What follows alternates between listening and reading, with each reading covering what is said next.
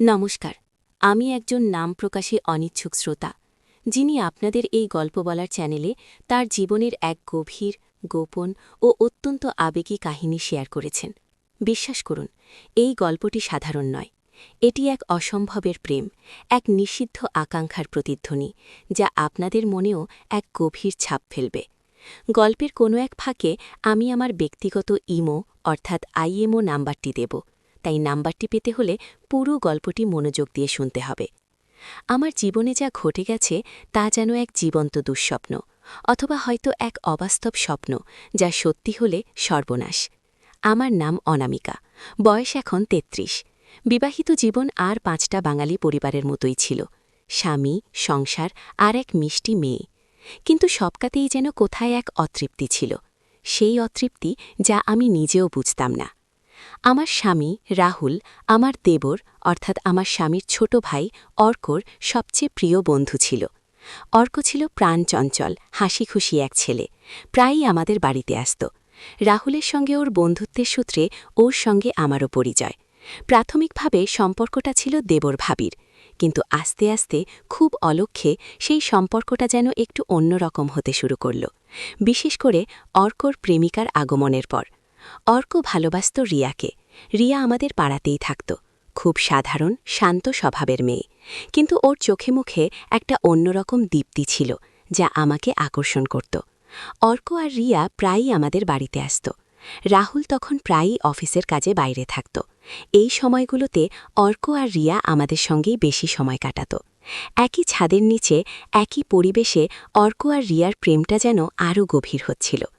আমি দূর থেকে দেখতাম, আর আমার মনের ভেতরটা কেমন যেন করত, একটা অদ্ভুত ঈর্ষা নাকি অন্য কিছু, তা আমি আজও ঠিক বুঝতে পারি না। তারপর একদিন সবটা ভেঙে গেল। রাহুল আর রিয়ার মধ্যে এমন কিছু হলো যা কেউ আশা করেনি। রিয়া আর অর্কর বিয়ে হওয়ার কথা ছিল, কিন্তু শেষ মুহূর্তে এক পারিবারিক অশান্তির জেরে অর্ক আর রিয়া আলাদা হয়ে যায়। অর্ক রিয়াকে কিছুতেই মেনে নিতে পারছিল না, আর রিয়াও যেন নিজেকে গুটিয়ে নিয়েছিল। কিছুদিন পর হঠাৎ শুনি রাহুল রিয়াকে বিয়ে করেছে। প্রথমে আমি হতবাক হয়ে গিয়েছিলাম। আমার স্বামীর ছোট ভাইয়ের প্রেমিকা, আমার নিজের দেবর ভাবির অনাগত সংসার, সবটা ভেঙে আমার স্বামীর সঙ্গে বিয়ে। এ যেন এক রূঢ় বাস্তব। রাহুল আর রিয়ার বিয়ে হয়ে গেল। ওরা অন্য শহরে থাকতে শুরু করল। আমাদের সঙ্গে যোগাযোগ প্রায় বন্ধই ছিল। আমার দেবর অর্ক এই ঘটনায় ভীষণ ভেঙে পড়েছিল। ও আমাদের বাড়িতেই থাকত। ওর চোখে মুখে সেই প্রাণ চঞ্চলতা আর ছিল না। ও যেন নিজের মধ্যেই গুটিয়ে গিয়েছিল। আমার সঙ্গে ওর সম্পর্কটা স্বাভাবিকই ছিল, কিন্তু ওর সেই বিষণ্ণ মুখ দেখলে আমার বুকটা দুমড়ে মুচড়ে যেত। আমি ওকে সান্ত্বনা দিতাম, কিন্তু আমার মনের ভেতরটা অন্য কিছু চাইত। একদিন অর্ক আমার কাছে এসে বলল, ভাবি, তুমি কি রিয়াকে ভালোবেসেছিলে? আমার বুকটা ধুক করে উঠল। আমি কি উত্তর দেব বুঝতে পারলাম না। বললাম, হ্যাঁ, রিয়া খুব ভালো মেয়ে। তোমাদের দুজনেরই যখন এত কষ্ট হচ্ছে, তখন আমারও খারাপ লাগছে। অর্ক আমার দিকে তাকিয়ে রইল, ওর চোখে জল। বলল, ভাবি, আমি ওকে ছাড়া বাঁচতে পারব না। কিন্তু রাহুল আমার সবচেয়ে প্রিয় বন্ধু ছিল। ও কেন রিয়াকে বিয়ে করল আমি জানি না। আমার সব কিছু শেষ হয়ে গেছে। সেই রাতে আমি অর্ককে জড়িয়ে ধরেছিলাম। আমার মনে হচ্ছিল এই মানুষটা আমার কত আপন, আমার স্বামীর ভাই, আমার প্রাক্তন দেবর, আমার সবথেকে কাছের একজন। আমার ভেতরের নিষিদ্ধ কামনাটা যেন সেদিনই প্রথম জেটে উঠল। আমার মনে হল, অর্ক একা কেন কষ্ট পাবে? আমারও তো একাকিত্ব আছে। আমার বিবাহিত জীবনটা যেন এক খাঁচা। একদিন রাহুল আর রিয়া আমাদের শহরে ফিরল। ওরা আমাদের বাড়িতে এলো। সেই প্রথম আবার রিয়াকে দেখা। ওর চোখ মুখের সেই পুরনো দীপ্তিটা কিছুটা ম্লান, কিন্তু এখনও ওর মধ্যে সেই আকর্ষণটা আছে। রাহুল আমার দিকে তাকিয়ে হাসল। রিমঝিম বৃষ্টি পড়ছিল। রিয়া আমার দিকে তাকিয়ে একটা ম্লান হাসি হাসল। সেই হাসিতে যেন কত না বলা কথা। আমার মনে হল, রিয়া কি আজও অর্ককে ভালোবাসে, নাকি সেও এই বিয়েতে সুখী নয়? সেই দিন থেকেই আমার নজর ঘুরল অর্কর দিক থেকে রিয়ার দিকে। আমি জানি এটা ভুল, সম্পূর্ণ ভুল। আমার স্বামীর স্ত্রী রিয়া, আমার দেবর অর্ক, তাদের মধ্যে যা ঘটেছে তা আমার জানা। অথচ আমি নিজের অজান্তেই রিয়ার প্রতি আকৃষ্ট হতে শুরু করলাম। ওর শান্ত চাহনি, ওর কথা বলার ধরন, ওর নিঃশব্দ দীর্ঘশ্বাস, সবকিছু আমাকে টানতে লাগল। আমার মনে হতো এই মেয়েটা কেন একা, কেন এই অগোছালো জীবনে সে নিজেকে লুকিয়ে রেখেছে। একদিন যখন রাহুল বাড়িতে ছিল না, রিয়া আমার কাছে এলো। ওদের বাগান বাড়ির পেছনের পুকুর ঘাটে বৃষ্টি পড়ছিল, রিয়া ভিজছিল। আমি ওর পাশে গিয়ে বসলাম। অনেকক্ষণ আমরা চুপচাপ বসে রইলাম। তারপর রিয়া বলল, অনামিকা, তুমি কি জানো আমি কেন রাহুলকে বিয়ে করেছিলাম? আমার বুকটা থুক করে উঠল। আমি শুধু ওর দিকে তাকিয়ে রইলাম। রিয়া বলল, অর্ককে আমি সত্যিই ভালোবাসতাম, কিন্তু অর্ক তখন খুব ছোট ছিল।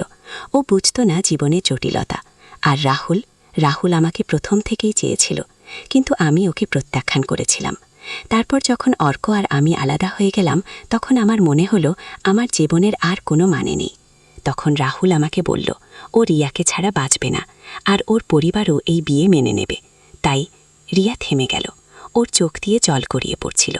আমি ওর হাতটা ধরলাম। আমার মনে হলো এই মেয়েটার জীবনে কতটা কষ্ট। আমারও তো একই অবস্থা। আমি এই ম্যারেজ, এই একাকিত্ব সবটা থেকে মুক্তি চাই। সেই দিন সেই পুকুর ঘাটে বৃষ্টির মধ্যে আমি আর রিয়া একে অপরের দিকে তাকিয়ে রইলাম। একটা তীব্র আকর্ষণ, যা ভাষায় প্রকাশ করা যায় না। আমার মনে হলো আমরা দুজন যেন একই তরিতে ভাসছি, একই অতলে তলিয়ে যাওয়ার ভয়, আবার সেই অতলেই মুক্তি খোঁজা। আমার মনে হলো এই নিষিদ্ধ আকর্ষণই আমাদের বাঁচিয়ে রাখবে। এরপর আমার আর রিয়ার মধ্যে দেখা হওয়া বাড়ল। রাহুল তখন প্রায়ই বাইরে থাকত। আমাদের মনের মিল খুঁজে পেলাম। একে অপরের সঙ্গ যেন আমাদের জীবনের শূন্যতা পূরণ করতে লাগল। আমার মনে হতো রিয়া যেন আমারই অন্য রূপ। ওর নিঃসঙ্গতা, ওর কষ্ট, ওর আকাঙ্ক্ষা সবকিছু আমার মনে হতো। আমরা চুপি চুপি দেখা করতাম, কথা বলতাম। আমার নিজের স্বামী রাহুল, আমার দেবর অর্ক, সবকিছু যেন আমার কাছে ফিকে হয়ে গেল। আমার পৃথিবীটা শুধু রিয়া কেন্দ্রিক হয়ে উঠল। একদিন আমি রিয়াকে আমার ঘরে ডাকলাম। তখন রাহুল নেই, অর্কও বাড়ির বাইরে। আমার বুকটা ধুকধুক করছিল, আমার সমস্ত স্নায়ু টানটান। রিয়া দরজার সামনে দাঁড়িয়ে, ওর চোখে সেই পুরনো চাহনি, যা আমাকে প্রথম থেকেই আকর্ষণ করত। আমার মনে হলো আর দেরি করা যায় না। এই নিষিদ্ধ অনুভূতি, এই গোপন টান, আজ সবকিছু উন্মোচিত হবে। আমি রিয়াকে আমার ঘরে নিয়ে এলাম, দরজা বন্ধ করে দিলাম। আমার হাতে হাত রাখল রিয়া। ওর হাতের স্পর্শে আমার সারা শরীরে বিদ্যুৎ খেলে গেল। আমি ওর মুখের দিকে তাকালাম। ওর ঠোঁটে ম্লান হাসি। আমার মনে হলো এই মুহূর্তের জন্য আমি কতদিন অপেক্ষা করেছি, কত রাত জেগেছি, কত স্বপ্ন দেখেছি। আমার আর রিয়ার মধ্যে সেই বন্ধ দরজার আড়ালে এক নতুন অধ্যায়ের সূচনা হতে চলেছিল। এক নিষিদ্ধ, রোমাঞ্চকর ও অত্যন্ত ঝুঁকিপূর্ণ অধ্যায়। আমার মনে হচ্ছিল আমি যেন এক অতল সাগরে ঝাঁপ দিতে চলেছি, যেখানে মুক্তিও আছে, আবার ভয়ঙ্কর পরিণতির হাতছানিও। রিয়ার চোখের গভীরে আমি নিজের প্রতিবিম্ব দেখতে পাচ্ছিলাম। সেই প্রতিবিম্বে ছিল এক গভীর আবেগ, এক চাপা কষ্ট ও এক উন্মত্ত আকাঙ্ক্ষা। আমি রিয়াকে আরও কাছে টেনে নিলাম। ওর কানের কাছে ফিসফিস করে বললাম, রিয়া, আমি তোমাকে ছাড়া বাঁচতে পারবো না। রিয়া আমার দিকে তাকিয়ে রইল। ওর চোখ দিয়ে জল গড়িয়ে পড়ছিল, কিন্তু সেই জলে ছিল এক অন্যরকম অনুভূতি, যা আমি আগে কখনো দেখিনি। আমার মনে হলো এই অনুভূতি আমাদের এক করে দেবে। আমার আইএমও নাম্বারটা আমি খুব শীঘ্রই দেব, কিন্তু তার আগে এই গল্পটা আরও অনেক দূর যাবে।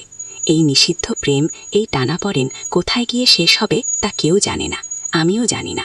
শুধু জানি এই আগুন আমাকে পুড়িয়ে ছারখার করে দেবে, অথবা আমাকে এক নতুন জীবনে নিয়ে যাবে। রিয়ার ঠোঁটে আলতো করে হাত রাখলাম। আমার নিঃশ্বাস ভারী হয়ে এলো। আমার মনে হলো আমি যেন এক অনন্ত নক্ষত্রপুঞ্জের দিকে উড়ে চলেছি। কিন্তু সেই আকাশে কি শুধুই ভালোবাসা, নাকি লুকিয়ে আছে অগণিত বিপদ? আমার মনে হলো আমরা দুজন এক নিষিদ্ধ পথে পা বাড়িয়েছি, এমন এক পথ যে পথে ফেরার কোনো উপায় নেই। কিন্তু সেই পথে কি লুকিয়ে আছে আমাদের মুক্তি? ঠিক সেই মুহূর্তে দরজায় কড়া নাড়ার শব্দ হলো। কেউ দরজায় দাঁড়িয়ে। আমার আর রিয়ার নিঃশ্বাস বন্ধ হয়ে এলো। আমরা একে অপরের দিকে তাকালাম। কার শব্দ এটা? রাহুল নাকি অর্ক, অথবা অন্য কেউ? আমরা দুজনেই ভয়ে জমে গেলাম। দরজায় কড়া নাড়ার শব্দ আরও জোরে হতে লাগলো। আমার মনে হলো এই বুঝি সব শেষ হয়ে গেল। আমাদের এই গোপন প্রেম, এই নিষিদ্ধ আকর্ষণ আজ উন্মোচিত হবে। আমাদের ভাগ্যে কি আছে তা জানতে হলে এই গল্পের দ্বিতীয় পর্ব শোনার জন্য অপেক্ষা করতে হবে। আপনারা কি চান আমি এই গল্পটি চালিয়ে যাই? কমেন্ট করে জানান, এবং অবশ্যই চ্যানেলটি সাবস্ক্রাইব করতে ভুলবেন না।